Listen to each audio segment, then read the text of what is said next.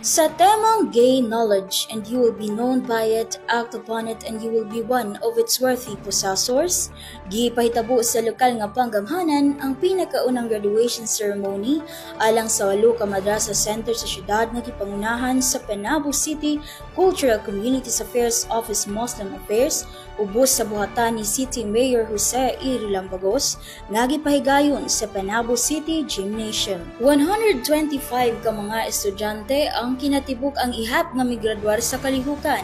Diin 116 niini kay kindergarten ug 9 ka mga individual ang nakalampo sa level nga grade 6. Dugang pa, ang mga madrasa center sa Panabo City mauang Sulaiman Arabic Madrasa, Mahad Panabo Al-Islami, Madrasatun Nuril Hidayati Al-Kasatul Islamiyah, Madrasa At-Tarbiyah Al-Islamiyah, Madrasatul Markaz Al-Islamiyah, Madrasatul Hidayah Al-Islamiyah, Tafidul Quran Al-Islamiyah, ug Madrasatul Tarbiyah Al-Islamiyah. Ang kalihukan nagtinguha sa pagsaulog sa mga kalampusan sa mga estudyanteng Islam ug mas hayag nga kaugmaon alang kanila.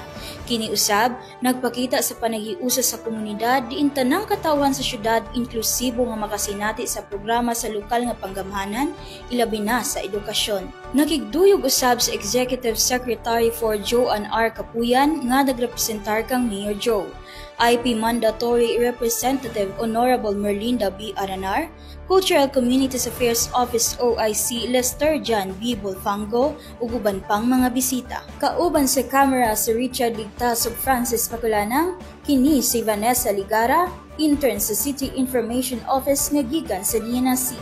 Alang sa Frontline News Panabo, importante, inform.